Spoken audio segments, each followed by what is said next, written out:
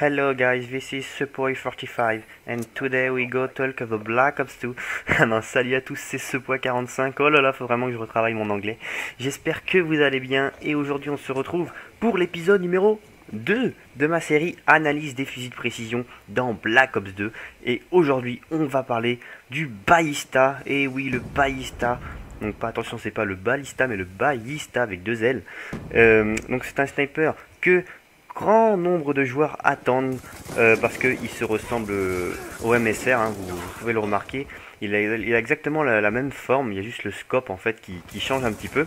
Donc pour vous présenter un peu la vidéo que vous allez regarder, va y avoir deux gameplays en fait. Deux gameplays très courts, c'est pour ça que j'en ai mis deux. Un de 5 minutes, donc la partie que vous avez là, et l'autre de 3 minutes parce que j'étais arrivé encore de partie où je vais quand même pouvoir enchaîner quelques mecs. Enfin bref, je vous en dis pas plus. Donc aujourd'hui on est là pour présenter le Ballista. Donc c'est un sniper à verrou comme le DSR50 que je vous avais présenté dans l'épisode numéro 1. Je vous mettrai une annotation à la fin de cette vidéo. Donc ce sniper là se débloque quand même assez tard dans le prestige, enfin dans la montée ouais, du niveau. Il se débloque au niveau 43. Donc il se débloque un peu tard, donc c'est vraiment dommage.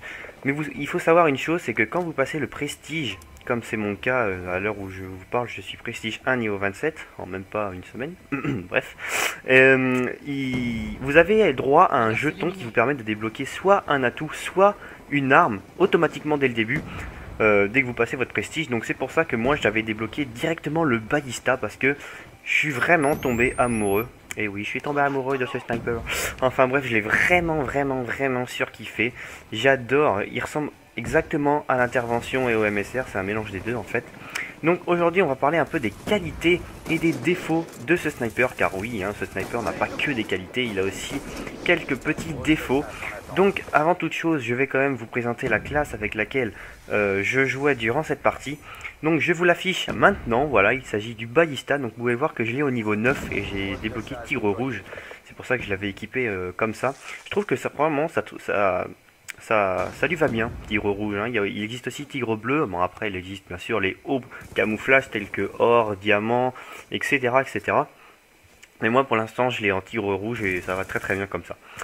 Donc je l'avais équipé de deux équipements. Alors il faut savoir une chose, c'est que le premier gameplay que vous êtes en train de regarder là, ça se passe sur, entre guillemets, une petite map pour les snipers, c'est-à-dire avec des coins assez restreints. Et le deuxième gameplay se trouvera sur une map plus grande. Donc pour ce qui est des maps petites, j'utilise deux équipements. Une balle chemisée, vous allez vous savoir pourquoi tout à l'heure. Et viseur laser, donc attention, c'est pas le viseur comme dans MW3, hein. Viseur laser, c'est là, cette fois-ci, c'est, vous savez, la petite lupiote rouge qui sort de l'arme juste en dessous, hein. Vous pouvez le voir à l'écran. Ce qui permet d'être plus efficace et avoir plus de précision à courte portée. Donc pour ce qui est des flashscope, quickscope, ça rentre nickel. Ensuite en arme secondaire, la B23R, donc celle que je vous montre maintenant, vous voyez, la B23R, c'est vraiment une arme secondaire superbe. Regardez le epic fail, j'ai voulu plonger parce que je savais qu'il y avait un ennemi qui se cachait derrière le truc, mais malheureusement je me suis tapé mon coéquipier, je suis rentré dedans et du coup j'ai pas pu me mettre à l'abri. Bref, donc en atout numéro 1, j'utilisais poids plume pour pouvoir être plus léger dans les déplacements. Ensuite, alors je ne sais pas comment ça se dit en français, mais je crois que c'est en anglais c'est main lace. Donc vous voyez encore mon anglais est très bas. Contrairement à ce que j'avais dit ouais ça ressemble, en fait c'est tour de passe-passe. Et ben absolument pas, il n'y a pas tour de passe-passe dans Black Ops 2. C'est juste un atout qui permet de lancer les grenades beaucoup plus vite que d'habitude. Donc voilà, j'ai fait cette petite erreur dans l'épisode 1. J'avais dit que j'avais mis tour de passe-passe, mais c'est totalement faux, il n'y a pas tour de passe-passe dans Black Ops 2. Ensuite, dans la catégorie 3 des atouts, j'utilisais dextérité, donc qui permet de viser plus vite après avoir sprinté, et conditions extrêmes pour courir plus vite. Ensuite, en équipement, j'utilisais une grenade, rien de spécial, pas de grenade, de grenade flash tactique, tout simplement parce que j'avais activé le Joker, troisième atout, donc je sais pas si vous arrivez à me suivre, deuxième, troisième atout. Donc c'est-à-dire que j'avais mis deux atouts dans la catégorie numéro 3. Donc voilà. Ensuite, je voudrais peut-être vous présenter un peu le gameplay. C'est vrai que je vous ai même pas présenté la partie. Donc on est en... Alors si je me trompe pas, je crois qu'on est en match à mort par équipe sur la carte Sloom. Donc c'est vraiment une carte que j'apprécie. Elle a un peu des airs à Favela, je sais pas ce que vous en pensez, ceux qui y ont déjà joué dessus. Moi, elle me fait penser un peu à Favela. Je sais pas si c'est le fait que ça se passe au Panama et que le Panama se trouve vers le Brésil, enfin bref. Rien de très très important. Donc aujourd'hui on va parler, comme je vous l'avais dit, des qualités et des défauts du sniper. Et oui, il n'a pas que des qualités, ce sniper, il a aussi des défauts. Et donc pour ce qui est des qualités, il faut savoir déjà qu'il est extrêmement léger. Ça n'a rien à voir avec le DSR 50 qui est vraiment très lourd et on a l'impression de tirer un gros bœuf derrière nous. Non, non, franchement il est vraiment très très léger. Il est très maniable, il se déplace assez rapidement. Donc voilà, là le premier gameplay est terminé. Je vais vous en balancer un autre tout de suite, à la suite là, qui se trouvera dans carrière, pareil en MME, cette fois sur donc une map un peu plus grande. Donc pour revenir aux qualités, ensuite il scope beaucoup mieux que le DSR 50, parce qu'il faut savoir que le DSR 50 fait une sorte de dézoom puis rezoom en fait pour viser. Là le ballista, je trouve qu'il scope tout de suite. C'est-à-dire comme un sniper de base, comme MW3, MW2, Code 4, etc. Donc là, je trouve ça déjà beaucoup mieux. Ensuite, ce qui est bien aussi, et ce qui est aussi valable pour le DSR 50, mais pas pour les deux autres snipers du jeu, vous pouvez mettre l'équipement sans lunettes, c'est-à-dire comme si vous avez un fusil d'assaut, un FAL en fait. Bon, bien sûr, ça sera un sniper, mais avec une visée. Hein, une visée, vous savez, une visée de base, hein, un peu comme le FAL. Sans pouvoir mettre d'équipement dessus, bah c'est pareil. Donc pour ceux qui ont un peu de mal avec le sniper, ça peut vraiment être pas mal du tout, hein, pour vraiment les toutes petites maps collées serrées, j'ai envie de dire entre guillemets. Voilà.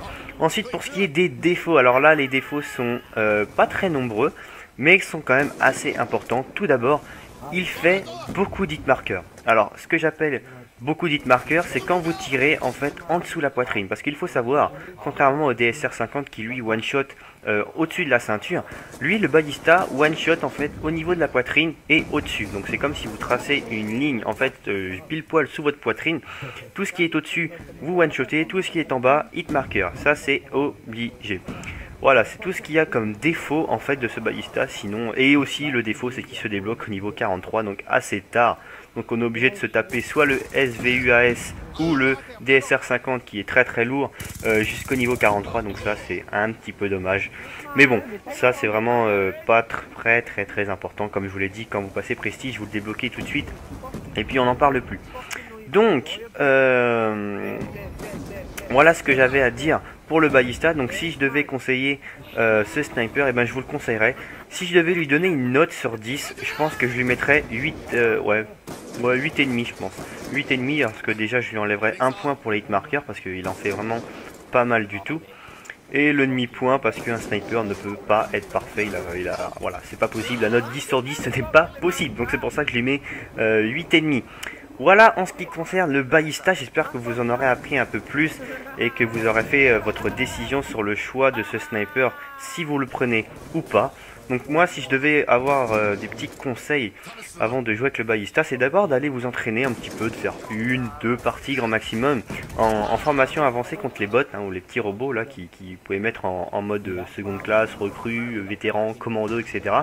Donc moi je vous conseille de les mettre en commando, je crois que c'est le mode moyen. Je crois que seconde classe c'est facile, et puis après il y a commando, après il y a vétéran. Voilà, de mettre commando sur déjà sur une petite map pour vous entraîner au flashscope, quickscope, et enfin sur une grande map pour vous entraîner au hardscope et à retenir votre respiration au bon moment. Voilà en ce qui concerne donc le ballista. Il me reste plus beaucoup de minutes à parler, donc j'aimerais en profiter pour parler d'un nouveau membre qui est entré dans la team il y a quelques temps. Il s'agit de Dili Massilia, donc c'est un très bon joueur qui j'avais demandé il y a déjà quelques semaines de venir dans la team, donc il n'était pas vraiment chaud, et puis en réfléchissant, à force de jouer avec nous, il a réfléchi et il est donc rentré dans la team. Donc bienvenue à lui, j'espère que vous lui ferez un grand accueil dans ce qui concerne les lives, etc. Et je peux vous dire qu'il a vraiment un très bon niveau. Voilà, la vidéo est terminée, j'espère qu'elle vous aura plu. N'hésitez pas à laisser un pouce bleu qui est très important et qui me permet de me réjouir de mon boulot. Parce que passer vraiment à faire une vidéo comme ça peut prendre énormément de temps malheureusement.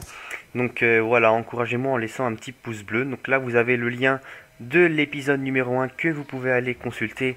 Allez regarder pour savoir si vous hésitez encore entre le Ballista et le DSR 50. Allez, je vous dis salut à tous et partagez la vidéo sur votre Facebook si elle vous a plu, ce qui me permettra de la faire un peu plus connaître. Allez, salut à tous et à vos manettes.